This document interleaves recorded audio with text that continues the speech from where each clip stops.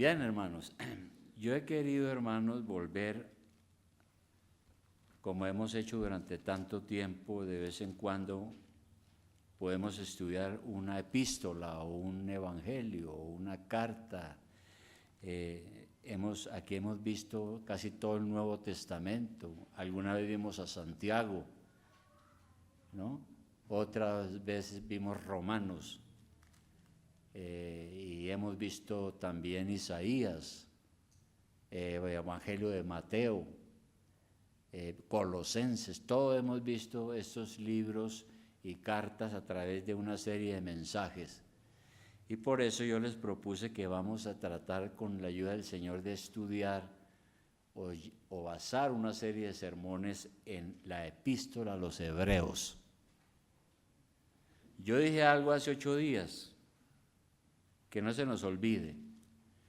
No se sabe quién escribió la carta a los Hebreos. Algunos dicen que fue el apóstol Pablo, pero los eruditos que le ponen la lupa al escrito dicen, no, hay un estilo literario que no es el de Pablo. Pero de todas maneras fue aprobado como inspirado por el Espíritu Santo y lo incluyeron en el canon. Y por eso está aquí en la Biblia. Fue escrita por allá en el año 68 al 70 después de Cristo y tiene preciosas enseñanzas. Fue escrita también con un propósito, y es que aquellos que estaban conociendo el Evangelio y que eran judíos y que estaban llegando a la iglesia y recibiendo a Cristo como su Salvador, llegó un momento en que estaban dudando y como retrocediendo. Y esta carta es para mostrarles que no hagan eso, que tienen que seguir adelante, para también desmitificar muchas cosas como el culto a los ángeles y mostrar que Cristo es superior. Ahora, estamos comenzando un nuevo año, ya terminó enero, y siempre uno se pregunta cómo nos irá este año, y no lo sabemos. Pero sí, lo que sí podemos es proponernos mejores cosas. Podemos proponernos mejores cosas. Y aquí en Hebreos tenemos una amonestación sobre esto. Después que el apóstol Pablo ha explicado que Jesucristo es superior a los ángeles, como vimos, que no hay que adorar a los ángeles, que son mensajeros y servidores de Dios, pero que Cristo es Dios hecho hombre, es el Dios encarnado, quien creó todas las cosas, y Él es superior. Después de que explica eso, sigue diciendo el apóstol Pablo lo siguiente. Lo primero, tenemos que atender la palabra de Dios. Vamos a leer ahí en Hebreos 2:1. Pablo ha estado explicando lo que ya dije y él dice, por tanto, ese por tanto es lo que hila lo anterior que ha dicho con lo que va a decir. Por tanto, es necesario que con más diligencia atendamos a las cosas que hemos oído, no sea que nos deslicemos. Es decir, nosotros tenemos que prestar mucha atención y tener presente lo que hemos oído desde el día en que por la misericordia de Dios tuvimos la fortuna de escuchar el Evangelio.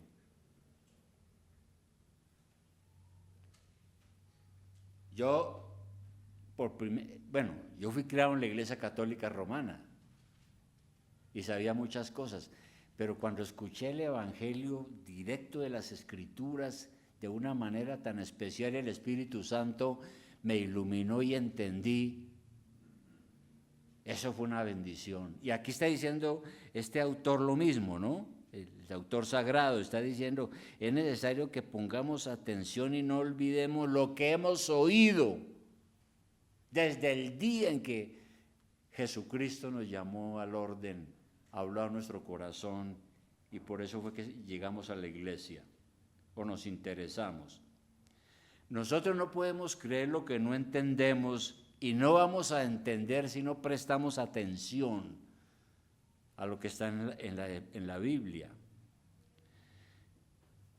Por ejemplo, en Proverbios 10, 17, ya regresamos a Hebreos, pero de vez en cuando cito algunos versículos que nos ayudan a respaldar lo que estamos diciendo.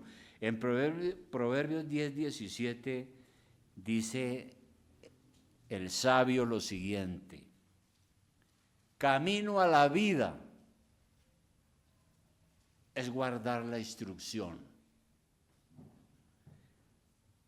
pero quien desecha la reprensión yerra. Aquí está diciendo que tenemos que escuchar, es decir, prestar atención, y eso significa concentrar nuestra mente en todo aquello que nos concierne, es decir, en nuestra salvación.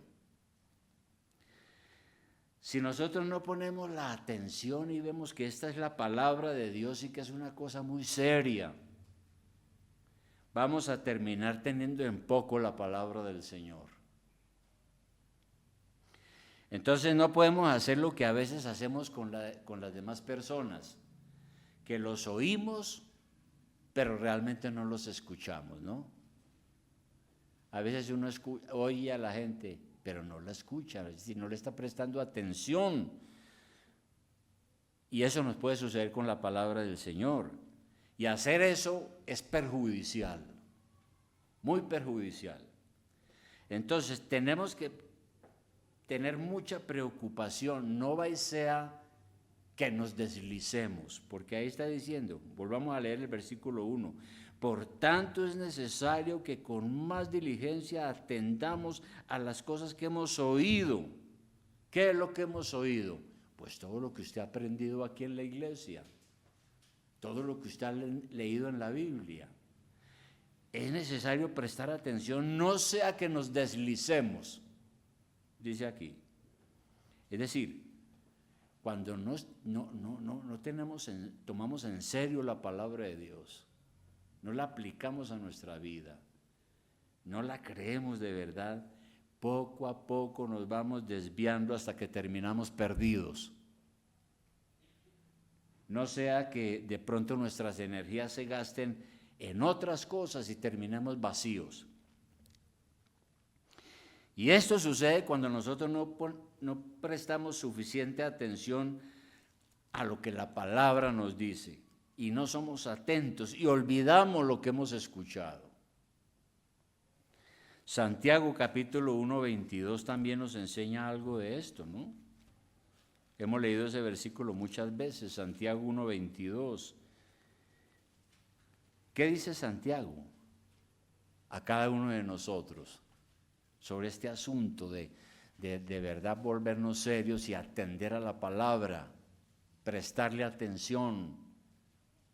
Él dice a todos los cristianos, dice, pero sed hacedores de la palabra. Es decir, cumpla esa palabra de Dios y no tan solamente oidores, engañándoos a vosotros mismos. Nos está diciendo que la palabra de Dios es para cumplirla, para obedecerla, para tenerla presente en nuestra vida. Y si no hacemos eso, pues a la larga terminaremos de pronto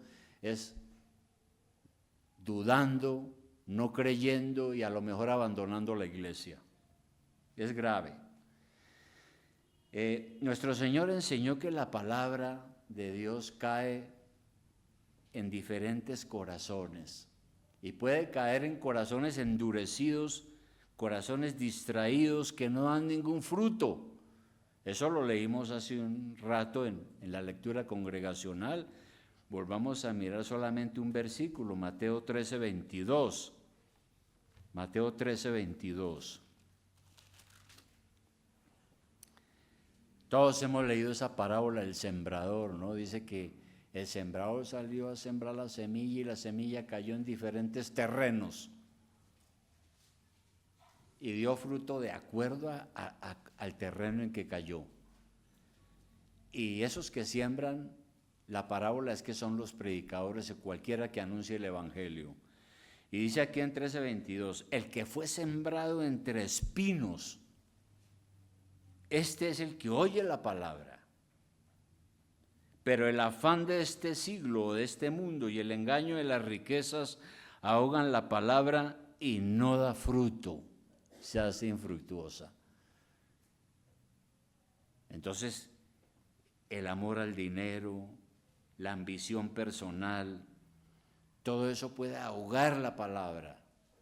Y hay personas que se vuelven así ambiciosas y empiezan poco a poco a no leer la Biblia, a no orar, a venir de vez en cuando a la iglesia y con el tiempo terminan fuera. Y de eso es lo que precisamente esta carta a los hebreos nos quiere advertir. Tenemos que tener cuidado, porque las cosas de Dios son muy serias. Y Pablo da muchas gracias, por ejemplo, a la iglesia, a los colosenses. Miremos la epístola a los colosenses, que era una iglesia muy dedicada. Colosenses capítulo 1, versículo 4. Colosenses fue una iglesia que se formó en la ciudad de Colosas. Ya no existe, son ruinas, ¿no? Pero allí hubo una iglesia cuando comenzó el cristianismo sobre la tierra. Y mire la carta que le escribe Pablo a esa iglesia. Le dice en Colosenses 1:3, en su carta Pablo le dice a la iglesia: siempre orando por vosotros, damos gracias a Dios Padre de nuestro Señor Jesucristo, habiendo oído de vuestra fe en Cristo Jesús y del amor que tenéis a todos los santos, a los cristianos, a los hermanos de la iglesia, ¿no? Aquí no está hablando de santos que han muerto y que han sido canonizados, no, o sea, a los cristianos. Entonces él dice le escribe y le dice a la iglesia: doy gracias a Dios por la fe que ustedes tienen, por el amor que se tienen entre ustedes.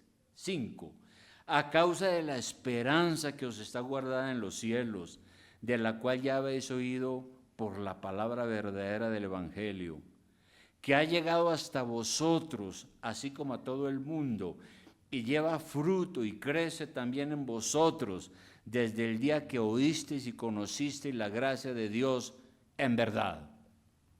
Pablo está alabando a la iglesia porque es una iglesia que ha dado fruto, que han permanecido en la palabra, que creen la palabra, que practican la palabra.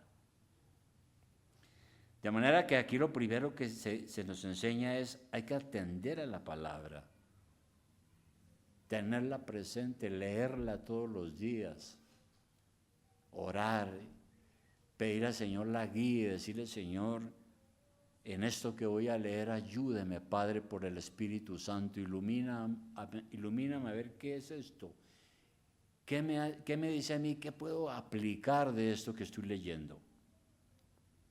Y una segunda cosa que sigue diciendo Pablo es que no solamente atender a la palabra, sino también temer a Dios. Versículo 2 de Hebreos 2. Vamos a Hebreos 2:2 dice: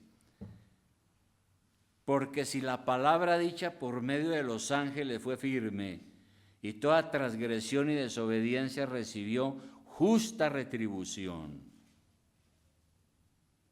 ¿cómo escaparemos nosotros si descuidamos una salvación tan grande? Vea lo que está diciendo aquí, es sumamente especial. Ahora, cuando uno lee el Antiguo Testamento, uno se da cuenta que el Antiguo Testamento hay algo que sobresale mucho.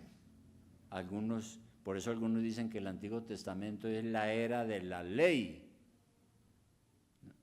La única manera de agradar a Dios en el Antiguo Testamento era obedeciendo su ley. Cristo no había venido. ¿Cómo podía yo agradar a Dios en el Antiguo Testamento? Obedeciendo la ley. El asunto es que nadie fue capaz de cumplirla. Ningún ser humano puede cumplir la ley de Dios. Y Dios dice que la ley de Dios hay que guardarla perfectamente. Yo no puedo guardar 9 mandamientos y dejar uno por fuera. Y todo lo que dice la Biblia. La ley es para cumplirla. Pero nadie ha sido capaz, ni nadie fue capaz en el Antiguo Testamento, ¿no? Porque tenemos un corazón que no le gusta obedecer, que se opone a la ley. Y por eso es que Pablo dice, todos hemos pecado. Nosotros somos pecadores sobre todo porque hemos violado la ley de Dios. Nadie ha sido capaz de cumplirla. Y si usted quiere hacer una prueba, abra los 10 mandamientos y me dice si los ha cumplido perfectamente. Empezando por el primero que dice, amarás a Dios sobre todas las cosas. ¿Hemos amado a Dios sobre todas las cosas? Fíjese, ahí nomás ya hemos violado el mandamiento, ¿no? Entonces, lo que Dios ha dicho no es en vano. Él habló en el Antiguo Testamento por medio de sus ángeles, hizo conocer su voluntad y entregó la ley en el monte Sinaí. ¿Recuerda cuando Moisés subió a ese lugar y hubo relámpagos, truenos, tembló la tierra y el pueblo de Israel estaba temblando del temor? Tal vez aquí hay una alusión al hecho de que Dios descendió también allá con sus santos ángeles, ¿no? Y entregó su ley. Entonces la palabra de Dios fue firme, no se puede contradecir, no se puede violar los mandamientos de Dios sin recibir el justo castigo, porque Dios no ama la impunidad. Hermano, yo digo una mentira y eso tiene unas consecuencias. Eso no se queda así. Y cualquier otro pecado que uno cometa, Dios es justo. Hoy en día, lamentablemente, pues se ha distorsionado esa idea de Dios, ¿no? Algunos ignorantemente dicen que Dios es amor, pero que Él no castiga. Pero la Biblia dice que Dios no se queda con nada y que no tendrá por inocente al culpable. Eso dice la Biblia. Dios no tendrá por inocente al culpable. Pero gracias al Señor que nos salvó, que Jesucristo cumplió la ley de Dios perfectamente por nosotros, ya que yo no puedo, Él lo hizo por mí. Y Dios acepta ese sacrificio y me perdona. Hoy en día existe una negación de la culpabilidad del hombre. Si usted habla con la gente que no conoce el Evangelio y usted le dice que el hombre es pecador, no lo aceptan. Dicen que no, que el hombre no es culpable. ¿De qué es culpable? El ser humano es bueno. Lo que pasa es que ha tenido unos problemas y tal vez por eso de vez en cuando le da por hacer cosas que no debía hacer, pero que el ser humano es bueno, ¿no? Eso es falso. La Biblia dice que somos pecadores, que tenemos un corazón que nos trata de dominar para hacer lo malo. Pero gracias a Dios que Cristo ha venido a salvarnos, darnos el poder, que Él hizo todo eso en la cruz, que cumplió la ley y que recibimos un completo perdón hoy en día. Hoy en día gozamos del favor de Dios, tenemos una conciencia tranquila, una paz de Dios, ¿no? Eso sucede cuando uno confiesa sus pecados. Si hay algo que lo está agobiando a usted por algún pecado que usted cometió, vaya a Cristo. Dígale, Señor, qué falla, yo pequé. Límpiame en la sangre de tu Hijo y recibe el perdón. Y si usted se tranquiliza, la paz de Dios a través de Jesucristo. Hay una esperanza también de que aunque vamos a morir en este mundo, vamos a algo mejor. Eso es duro, ¿no? Cuando uno está joven, poco piensa en eso, ¿no? Cuando uno tiene por ahí 20, 25 años, uno dice, no, la vida, yo tengo todo por delante todo el tiempo. Pero cuando uno empieza a llegar, como el caso mío, a los 70, a los 80, entonces hay que irse preparando definitivamente, ¿no? Y tenemos esa esperanza de que estaremos con el Señor. Ahora, por eso es que aquí el escritor sagrado dice, si todo eso es así, ¿Cómo escaparemos nosotros si descuidamos una salvación tan grande? La enfermedad del pecado es tan grave que solamente la gracia de Dios es el remedio. Nada más. Y los que han experimentado esa gracia de Dios saben lo grande que es la salvación. Lo grande que es la salvación. Que el Hijo de Dios haya venido, me haya mirado con misericordia, que haya llenado mi alma con su Espíritu Santo y me haya dado esa paz y me haya dicho: tus pecados son perdonados y arrojados al mar, a lo profundo del mar. Y ahora Dios nos mira de otra manera. Eso es una cosa grandiosa, espectacular, maravillosa, fantástica casi, podemos decir. Y por eso el autor dice: ¿cómo usted se atreve a descuidar esta salvación tan grande que Dios le ha dado? Que le costó al Hijo de Dios su muerte en la cruz. Le costó al Padre entregar a su único Hijo en sacrificio y derramar su sangre por nuestros pecados. ¿Cómo usted puede descuidar una salvación así? ¿No? Y lo que decimos, en toda la Biblia se dice también que la desobediencia trae castigo. Trae castigo. Entonces, cuando dice aquí, ¿cómo escaparemos? Lo que está diciendo es que el primer problema que tenemos nosotros es el alejamiento de Dios. Y si seguimos en esa situación, vamos directo al infierno. Hay gente que ya no cree en el infierno ni en el cielo, ¿no?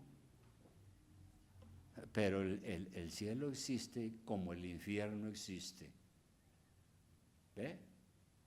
¿Y cómo vamos a escapar si no somos salvos? Entonces, todas estas palabras apelan a nuestra responsabilidad. Dios nos llama a ser diligentes. Recordemos que la vida cristiana se parece a una carrera. La vida cristiana se parece a una carrera. En 1 Corintios 9, ya vimos eso hace unos domingos pasados, ¿no? Pero en 1 Corintios 9, 24, el apóstol Pablo hace una pregunta a usted y a mí. 1 Corintios 9, 24. Él dice: ¿no saben que los que corren en el estadio, todos a la verdad corren, pero uno solo se lleva el premio? Corran de tal manera que obtengan ese premio. Eso está diciendo aquí la Biblia, ¿no? Y una carrera que exige autodisciplina, buena dieta, ejercicio diario, perseverancia. Un perezoso nunca va a ganar una carrera. Entonces se nos ha prometido una herencia, pero se dice que tenemos que tener fe. Ahí en Hebreos, usted puede ir al capítulo 10, un poco más adelante, capítulo 10, versículo 36. ¿Qué dice aquí? En capítulo 10 de Hebreos, versículo 36. Dice, está hablando de lo mismo. Si usted lee los versículos anteriores, está animando a la iglesia a que sea firme y siga adelante. Y le dice a la iglesia y a usted y a mí: no perdáis pues vuestra confianza. No pierda la confianza, no perdamos la confianza, que tiene grande galardón, porque os es necesaria la paciencia para que, habiendo hecho la voluntad de Dios, obtengáis la promesa. Ahí está, no podemos perder esa confianza. Y un último punto, hermano, que nos dice aquí Hebreos, volviendo a Hebreos 2, es primero atender a la palabra, ¿no? Hay que atender a la palabra seriamente, temer a Dios, porque Él no habla en vano, y creer el testimonio divino. Leamos el versículo 3 otra vez.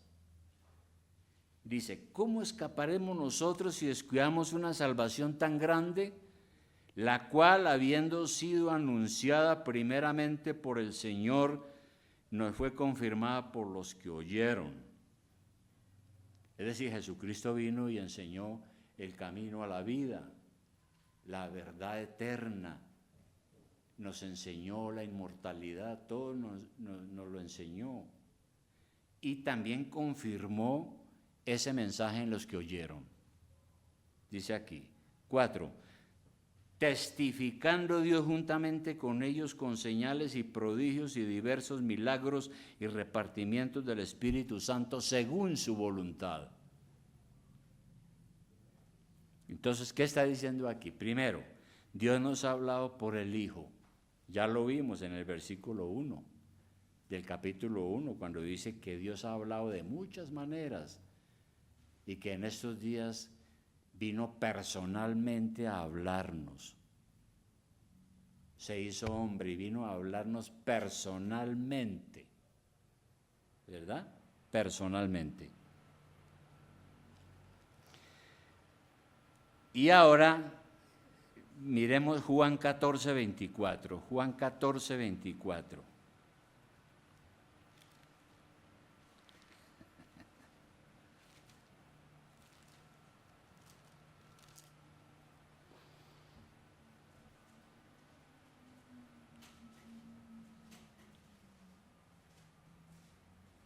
Gracias, hermano.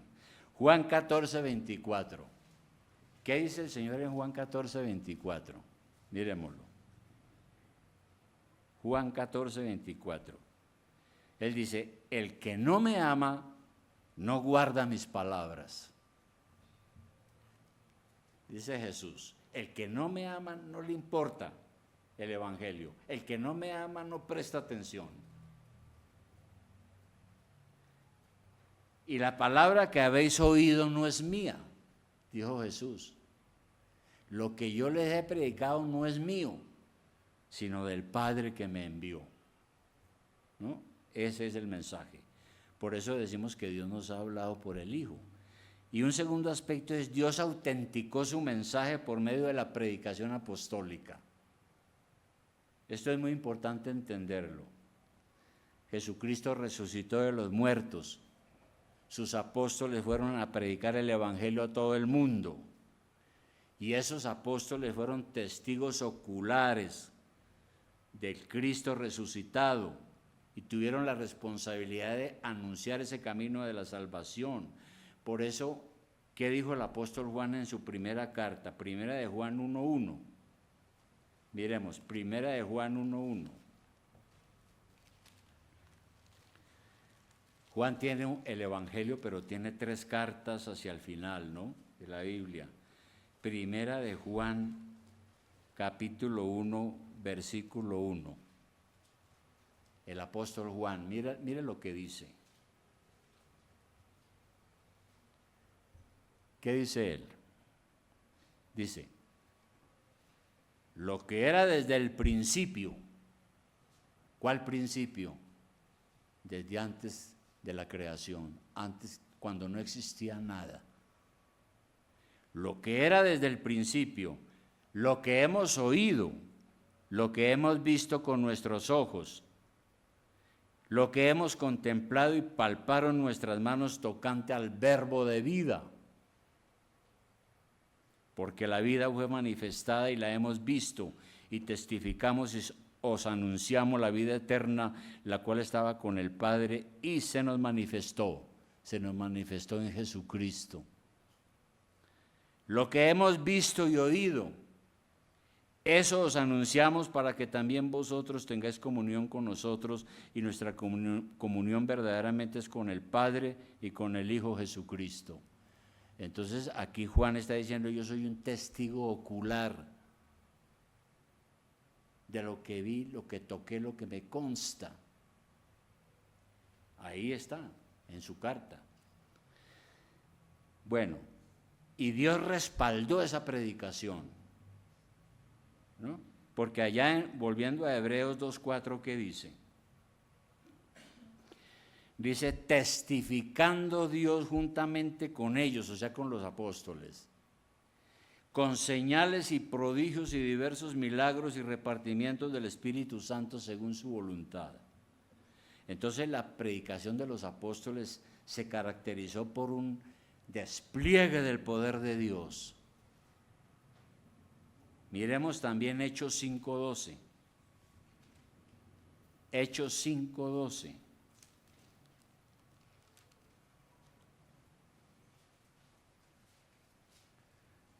Esto es importantísimo, hermanos. Hechos 5:12 es el relato cuando se está predicando el Evangelio. Jesucristo ya ha resucitado y está en plena actividad la predicación apostólica. Y en Hechos 5:12 dice, y por la mano de los apóstoles se hacían muchas señales y prodigios en el pueblo, y estaban todos unánimes en el pórtico de Salomón. ¿No? Por la mano de los apóstoles. Por eso digo que la predicación apostólica fue respaldada por un despliegue del poder de Dios. La primero, el Señor descendió en Pentecostés y le dio el Espíritu Santo a todos los creyentes. Y luego cuando se está predicando el Evangelio, dice la Biblia en Hechos que Dios sanó un cojo por medio de Pedro. Dios castigó con la muerte a Ananías y Zafira por mentirosos. Dios liberó al apóstol Pedro de la cárcel por un milagro mediante sus ángeles. Dios resucitó usando a Pedro a Dorcas. Se le apareció al apóstol Pablo cuando él era Saulo el perseguidor. Y todas esas cosas eran para autenticar el mensaje del Evangelio, porque estaba comenzando. Ahora,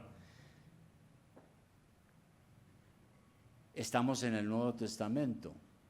¿Por qué ahora no hay tantos milagros como en aquel entonces? Yo digo lo que dijo un erudito, porque ya está el Nuevo Testamento escrito y tenemos el Espíritu Santo, que es el que nos guía en todas las cosas y nos da la fe, ¿no? Y esa época de milagros tan tremendo que nosotros leemos aquí ya pasó, tal y como se dio allá. Por ejemplo, yo no he visto a nadie resucitando los muertos como hizo el apóstol Pedro. Yo no he visto a nadie. Por allá unos carismáticos que escribieron un libro por allá en otro país diciendo que alguien resucitó un muerto. Pues eso es lo que dicen, pero yo no he visto. Yo no he visto a nadie haciendo los prodigios tan tremendos que hacían los apóstoles. No he visto eso. Lo que sí he visto es una cantidad de mentiras y farsas de algunos que se llaman falsos apóstoles y falsos profetas. Eso sí lo he visto todos los días, ¿no? Pero lo que hicieron los apóstoles fue único, fue especial, fue espectacular, porque estaba comenzando la iglesia. Y además de todas esas señales milagrosas, pues la salvación que Dios operó. ¿Y cómo la operó? Mire lo que dice allá en el versículo 4. Dice que Dios testificó juntamente con ellos con señales y prodigios y diversos milagros y repartimientos del Espíritu Santo. ¿Por qué dice eso? Bueno, porque Dios repartió dones a todos los que creyeron, según su santa voluntad. ¿Qué es un don? ¿Qué es un don? Un don es una capacidad que Dios nos da para servir en la iglesia. Miremos, por ejemplo, Romanos 12:4. Romanos 12:4. Para terminar. Romanos 12:4. Esto es para nosotros, hermanos, para nosotros. Dice, porque de la manera que en un cuerpo tenemos muchos miembros, yo en el cuerpo tengo nariz, ojos, oídos, manos, pies. de la manera que en un cuerpo tenemos muchos miembros, pero no todos los miembros tienen la misma función. Porque en el cuerpo humano una función es la del ojo, otra función la de la boca, etc. Así nosotros, siendo muchos, somos un cuerpo en Cristo. Y todos miembros los unos de los otros. De manera que teniendo diferentes dones según la gracia que nos es dada, si el de profecía, úsese conforme a la medida de la fe. Bueno, aquí no está hablando del don profético de la iglesia carismática. Está hablando de la predicación del evangelio. De los predicadores, Dios les da un don especial. O si de servicio, en servir. Hay gente que tiene un don especial para servir. O el que enseña en la enseñanza. Hay otros hermanos y hermanas que Dios les da el don de la enseñanza en la iglesia para edificación del cuerpo de Cristo. Y el que exhorta en la exhortación. Hay otros hermanos que reciben el don y la capacidad de aconsejar y animar y consolar a los demás. El que reparte con liberalidad. Hay hermanos que son muy dadivosos, generosos, realmente se preocupan por los demás. El que preside con solicitud. Hay hermanos que Dios les da el don de dirigir en la iglesia, de dirigir. El que hace misericordia con alegría, es decir, hay una cantidad de dones que Dios nos da a cada uno de nosotros, ¿no? Para servir en la iglesia. Y Dios así de esa manera confirma que su palabra es verdad, confirma que lo que Él dice es cierto, confirma que hay que ponerle cuidado a lo que Dios dice. Conclusión, hermanos. Debemos prestar mucha atención a la palabra. Mucha. Leerla. No hacerlo es perjudicial para nuestra vida espiritual. Si no lo hacemos, lo poco que sabemos lo vamos a perder. Eso pasa cuando uno deja un cierto conocimiento y lo deja, se le olvida y se acaba. No, la palabra de Dios debe estar presente en nuestra vida. Nuestra salvación está asegurada, dice la Biblia, pero no podemos descuidarla. A los únicos que no les interesa y que desprecian la gracia de Dios es a los que se pierden, a los que no son sinceros, porque a veces no han sido verdaderamente salvos. Nosotros no, tenemos que estar pendientes. Las Escrituras, o sea, la Biblia, son un testimonio fidedigno. La divina providencia ha permitido que se conserven hasta el día de hoy, para que nosotros sepamos qué es lo que Dios nos ha dado. Por eso afuera la gente dice, pero ¿qué ustedes qué? Que la Biblia, eso es un libro igual que todos los libros. Ese es un libro igual. No, señor. El que dice eso es un ignorante y no ha experimentado ni un poquito de la gracia de Dios. Este es el testimonio de Dios. Es fidedigno, cierto. Dios ha permitido que la tengamos hasta hoy. Por esa razón, una persona que poco lee la Biblia se está perjudicando a sí misma. La persona que poco se congrega se perjudica. La persona que poco ora y no tiene una relación con Dios se perjudica en su vida.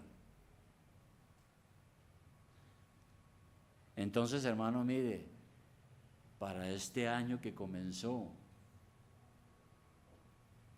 ¿qué podemos proponernos? Cuidar nuestra salvación. Porque es peligroso no hacerlo, podemos deslizarnos y caernos. Podemos perdernos. Tenemos que cuidar nuestra salvación. Ya está asegurada, no la vamos a perder, pero hay que cuidar nuestra salvación porque si no vamos a tener muchos problemas. Poner más atención a lo que Dios dice. Entonces mi pregunta final es, ¿usted cuida su salvación? ¿Usted está cuidando su salvación? Porque hermano, mire, si usted poco lee la Biblia, poco ora, ¿no? Falla mucho a la iglesia, no aprende nada. Entonces, ¿en qué está cuidando su salvación? ¿Verdad? Si peca y no se le da nada, no le pide perdón a Dios y reconoce, corrige y sigue adelante, como cantábamos en el himno, fírmese adelante, huestes de la fe. Si no hace eso, entonces usted no está cuidando su salvación. ¿Usted está cuidando su salvación? Eso es lo que nos dice aquí la palabra, ¿no? Mucho cuidado con lo que usted ha oído desde que usted conoció el Evangelio. ¿Qué está haciendo con eso? Vamos a orar. Señor y Padre eterno, muchas gracias te damos en esta hora, oh Dios, porque aquí tu palabra nos dice que tenemos que estar atentos, no olvidar lo que hemos aprendido, ponerlo en práctica en nuestra vida, porque hay el peligro de que nos desviemos.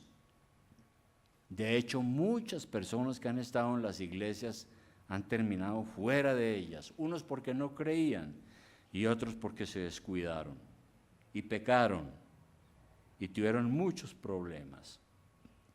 Padre Celestial, líbranos del mal, ayúdanos a seguir firmes adelante, confiando.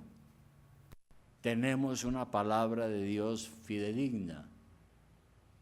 Tú nos has dado una salvación inmensa, a un costo precioso, la sangre de tu Hijo en la cruz. Perdona, Señor, porque hemos fallado y te hemos ofendido. Ayúdanos en el proceso de santificación y de crecimiento y madurez. Gracias, Señor, te damos en el nombre de Jesús. Amén.